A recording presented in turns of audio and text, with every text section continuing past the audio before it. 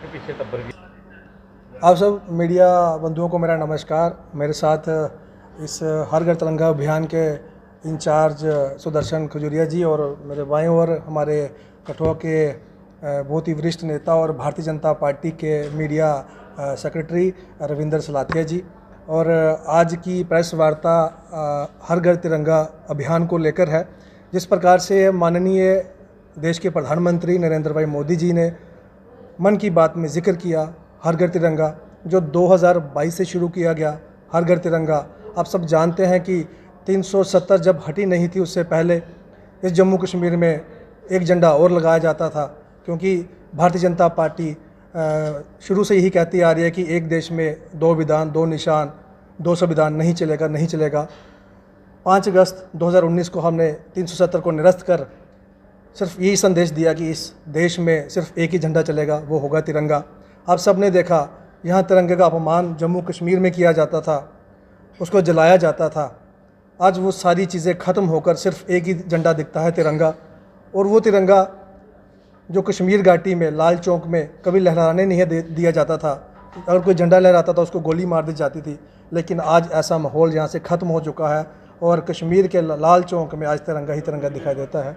तो 2022 से भारतीय जनता पार्टी के देश के प्रधानमंत्री, इस देश के प्रधानमंत्री नरेंद्र भाई मोदी जी ने हर घर तिरंगा झंडा अभियान को लेकर संकल्प लिया और हज़ारों कार्यकर्ताओं ने इस संकल्प को लेकर हर घर तिरंगा अभियान जन जन तक 2022 में पहुंचाया।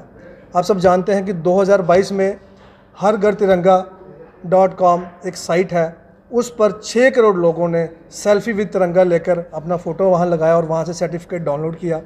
2023 में 10 करोड़ लोगों ने सेल्फी विद तिरंगा को लेकर वहां पे फ़ोटो अपनी अपलोड की और वहां से सर्टिफिकेट डाउनलोड किया।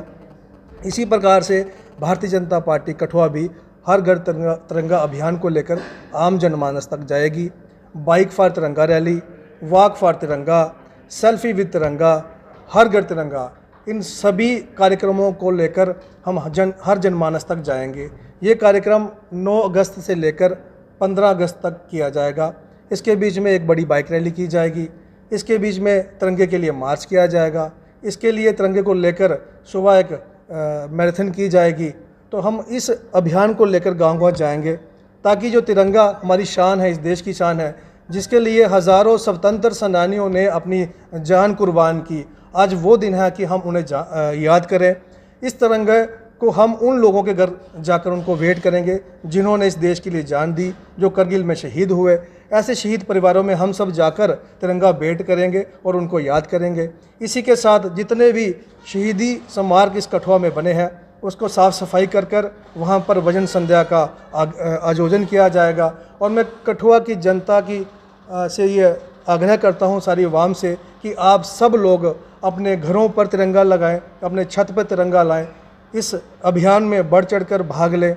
और मैं सभी जितने भी कठुआ के NGOs हैं, स्पोर्ट्स क्लब हैं, एथलीट क्लब हैं, या फिर जो कीर्तन मंडली जो मंदिर में जाके कीर्तन करती है, उन सब से आग्रह करूँगा कि आप एक तिरंगा रैली निकालें गांव-गांव, गली-गली, ताकि देश के प्रति प्यार, इस तिरंगे के प्रति सम्मान और देशभक्ति की भावना हर व्यक्ति में जगे।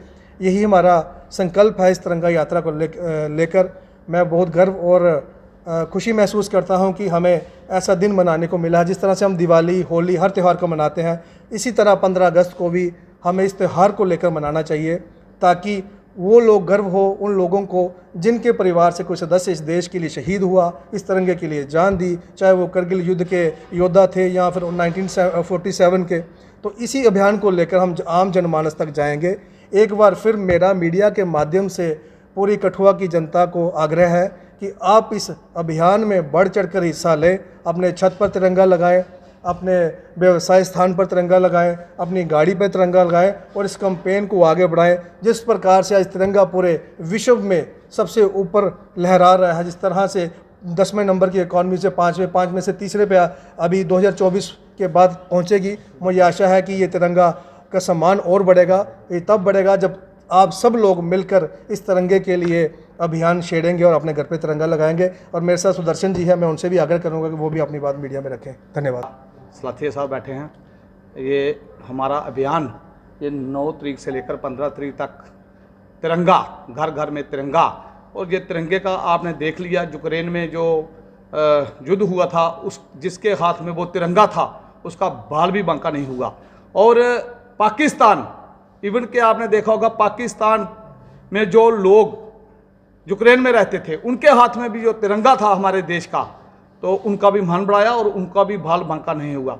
तो पीछे आपने देखा, जैसे मेरे भाई ने बोला कि जो कहते थे कि अगर 370 और 35 टूट गया तो अर्थी उठाने वाला नहीं होगा, झंडा उठाने वाला नहीं होगा। आज आप कश्मीर में देखिए, हमारे युवा, मैं उनकी सराहना करता हूं, उनको मैं धन्यवाद देता हूं कि आज वो लाल चौक में, पंथा चौक में, या जितने भी चौक हैं, जितना भी एरिया है कश्मीर वैली में, वो तिरंगा उठाकर चल रहे हैं। उनको मैं सलाम करता हूं, ऐसे युवाओं को, ऐसे बुजुर्गों को, माता और बहनों को। तो हमारा जो ये तिरंगा जो अभियान है, ये 15 अगस्त तक मैं सभी से रिक्वेस्ट करता हूं, विनम्र धन्यवाद भी करता हूं कि आप गाड़ी पे झंडा लगाएं, दुकान पे झंडा लगाएं, अपने मकान पे झंडा लगाएं, ताकि इस झंडे को कहते हैं ना कि ऊंचा रहे तिरंगा हमारा।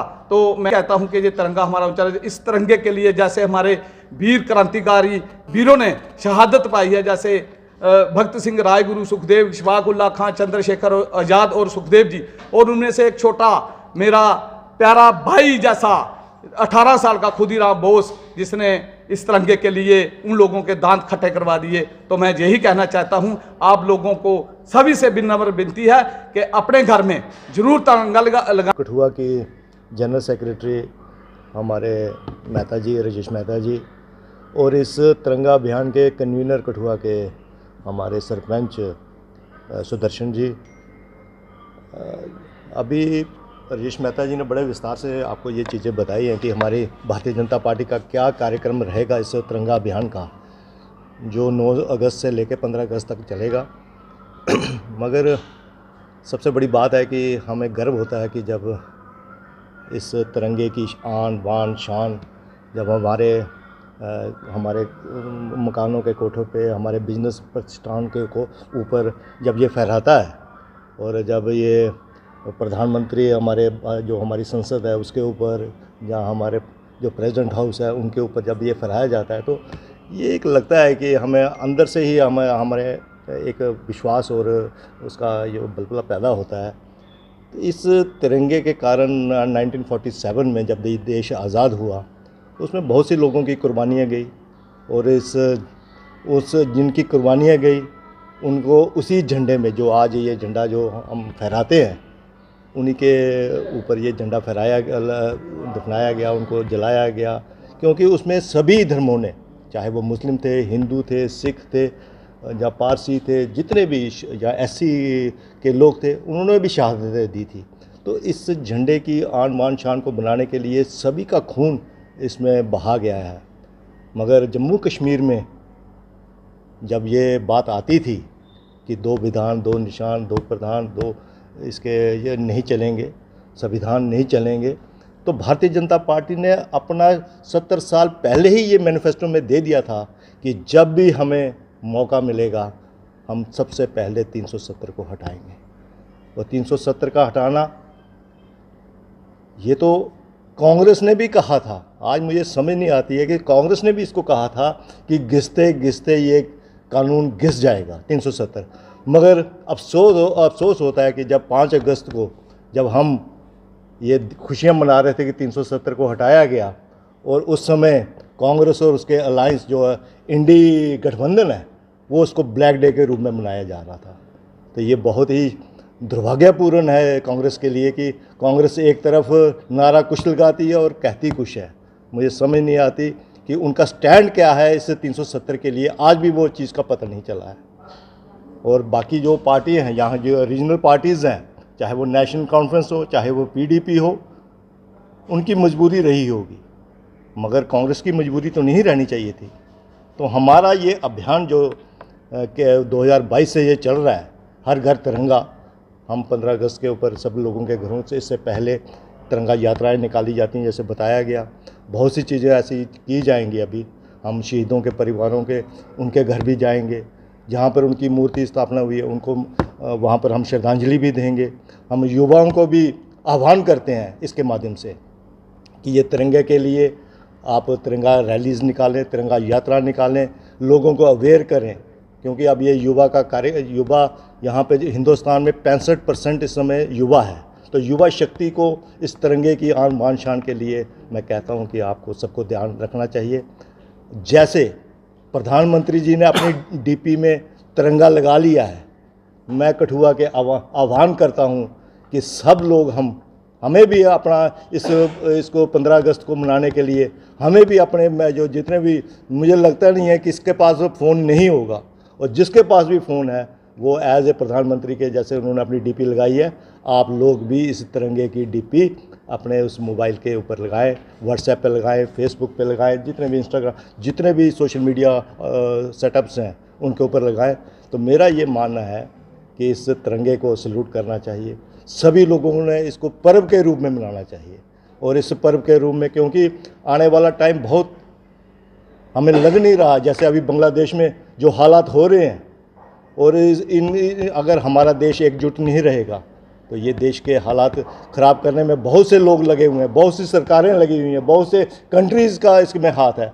तो इसमें ऐसा नहीं होना चाहिए, हमें सभी लोग मिलकर, क्योंकि कठुआ का जो जम्मू कश्मीर का, जहाँ हिंदुस्तान का जो इतिहास है वो सबके लिए एक है। सभी जितने भी धर्म हैं, जितने भी हमारी ताकतें हैं, हम सब लोग इकट्ठा होकर। साहब क्या देखते हैं, पिछले दिनों मुख्यमंत्री जो पूर्व में मुख्यमंत्री रह चुके हैं उमर अब्दुल्ला, वो ज़िला कठुआ में आए थे, नगरी में उन्होंने एक जनसभा को संबोधित किया, बनी में भी किया, लेकिन जो नगरी में जनसभा को संबोधित किया, कहीं ना कहीं उन्हें लगा कि जो उनके कार्यकर्ता हैं वो कहीं ना कहीं कमज़ोर हैं, वो कठुआ की 6 की 6 सीटें हैं वो नहीं निकाल सके, सिर्फ 1 सीट निकाल दें, उन्होंने ऐसा कहा है। क्या लगता है कि नेशनल कॉन्फ्रेंस यहाँ ज़िला कठुआ में कमज़ोर हो गई है? ऐसा है कि जब से इस देश आज़ाद हुआ और कठुआ ज़िला में जब पहले 5 सीटें हुआ करती थी, अब तो 6 सीटें हो गई है। पहले तो उनके वर्कर्स को ये नहीं पता है कि यहाँ पर सीटें कितनी हैं, वो आज भी 5 सीटों को ही गिने जाते हैं। उनको ये नहीं पता कि 6ठी सीट भी यहाँ पर एज ए जसरोटा कॉन्स्टिट्यूंसी यहाँ पर हुई है।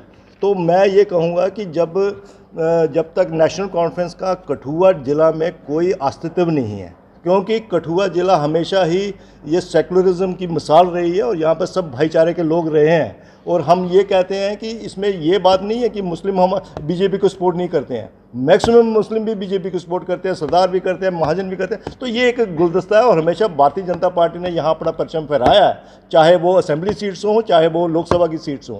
अभी हाल ही में लोग कह रहे थे कि नहीं जी इस बार भी यहाँ से भारतीय जनता पार्टी की सीट नहीं निकलेगी, मगर आज भी मैं 1.25 लाख के मार्जिन से ये सीट निकली है और बहुत अच्छे मार्जिन से हमारे जो PMO साहब हैं जितेंद्र सिंह जी डॉक्टर साहब, उन्होंने ये सीट निकाली है। तो ये हमेशा ये कठुआ हमेशा भारतीय जनता पार्टी का गढ़ रहा है और हमेशा रहेगा। आने वाले विधानसभा चुनाव में आप मान लीजिए कि 6 की 6 सीटें जो है वो भाजपा के उसमें जाएंगी।